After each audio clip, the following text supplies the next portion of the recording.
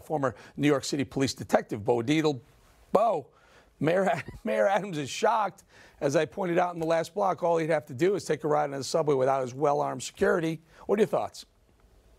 I loved your intro there, but watching your intro just got me sick to my stomach of what's going on in the country. What Eric Adams just did was saying he was shocked. At least he's recognizing the fact that our subways are not safe, like initially he said. Now, again, Eric Adams is only in there a few months. I am meeting with the New York City Police Department, a couple of head people this afternoon. I have an answer. See, everybody talks games, but the answer is right in front of us.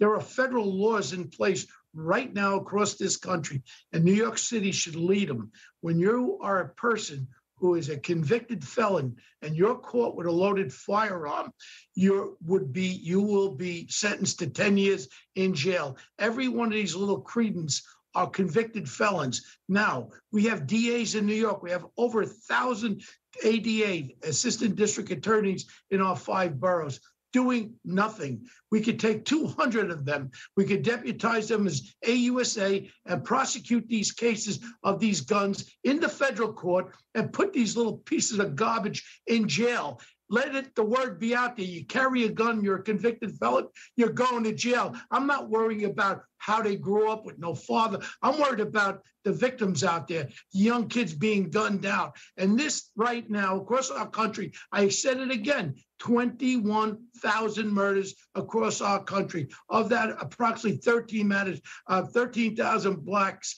that are killed. 98% of them killed by these little street punks. 4% are mass shootings across this country. 4% of the 21,000. The rest are the illegal guns killing our inner city kids, mostly our black and brown people that live in our inner cities, all run by the same liberal democratic values of each one of our cities. We're going down so fast, we have to draw the line. If we need to build more prisons, that's what we have to do. Instead of worried about sending $200 billion to Europe for their roadways, we should be worried about what's going on in our country. And right now, crime and murders are our #1 problem. Bo, you know, you point out a couple of things in that commentary right there. Two I want to touch on. Number one, let's talk about the guns these thugs are using. Those aren't legal handguns. Those aren't registered guns. Those are being bought with serial numbers scraped off, right? And then, you know, and the second one, I want to talk about whether New York City, look, here's the bottom line. Police departments need the mayor's offices to back them up. And Mayor Adams came in and said, look, I got their back. I'm an ex-cop. But does he really? I mean, I see him all parading around, you know, in these fancy clothes and hanging out with celebrities. Does Mayor Adams have the police department's back? And tell us where these guns are coming. I got about half a minute. Well, all I can say is that it's something that I just can't throw my hands up. I got to keep on top of this and keep pushing and pushing that we could change things. Right now, I've said to people around his administration and even him, you could be the change across this country. The wave can start in New York. If you end the problem in New York, every one of these Democratic-run liberal cities, Washington, Philadelphia, and all that, we could change. Look, I don't want to give up on Eric Adams, okay?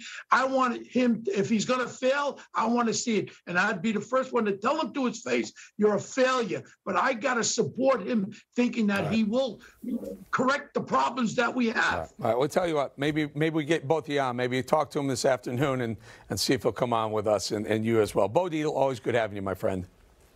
Thank you, Eric, and thank you for what you do, my friend. Thank you. We'll see you soon.